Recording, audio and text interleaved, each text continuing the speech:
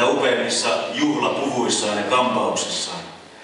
Mainiota myös on, että saatiin kuin tilauksesta tänään juhlava valkoinen pieni lumipeite, joka kestää ainakin tämän tilaisuuden ajan. Aivan ensimmäiseksi meillä on vuorossa juhlapuhe, ja saanko pyytää paikalle kunnianarvoisen kunnanjohtajan Hannu Joensuun.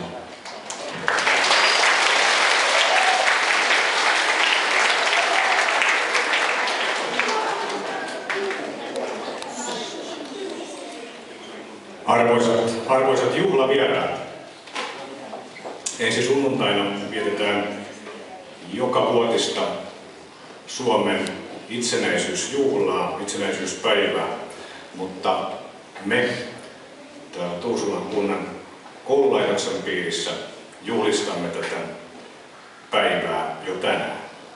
Tämä koululaisten itsenäisyyspäivän juhla järjestetään nyt 7. kertaa ja kysyin, että kuinka monta teitä kutsuvieraita on, ja teitä on 577. Itsenäisyys on ennen kaikkea iloinen asia. Sehän merkitsee sitä, että meillä on oma maa ja oma kansa ja saamme päättää itse omista meitä koskevista asioista. Meillä on oma äidinkieli, suomi, ja oma suomalainen kulttuuri. Olemme syntyneet suomalaisiksi ja voimme olla aina ylpeitä siitä, vaikka Euroopan unionin jäseninä teemme tietenkin hyvää yhteistyötä kaikkien muiden kansakuntien kanssa. Suomessa itsenäisyyspäivän viettoon liittyy aina väistämättä surullisia ja tummiakin sävyjä, ja se johtuu siitä, että viime sodan aikaan, viime maanantaina päivälleen 70 vuotta sitten naapuri suurvalta hyökkäsi Suomen kimppuun ja Suomi joutui maksamaan valtavan kovan hinnan vapautensa säilymisestä.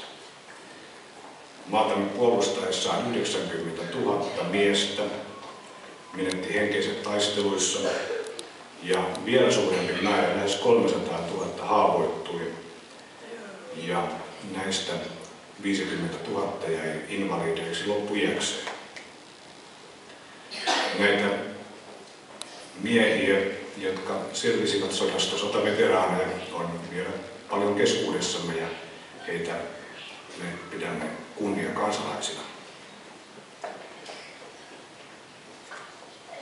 Mutta kuten alussa sanoin, maamme itsenäisyys on ennen kaikkea iloinen asia. Toivotan iloista ja hyvää itsenäisyyspäivää teille, hyvät kutsuvieraat, ja ehdotan, että kohotamme kolminkertaisen hip hip hurraa huudan, kun nostan käteen. Hip hip hurraa Suomi.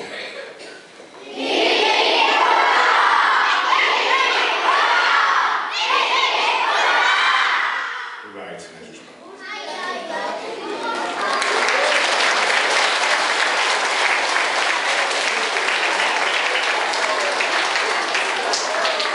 Kiitokset kunnanjohtajalle.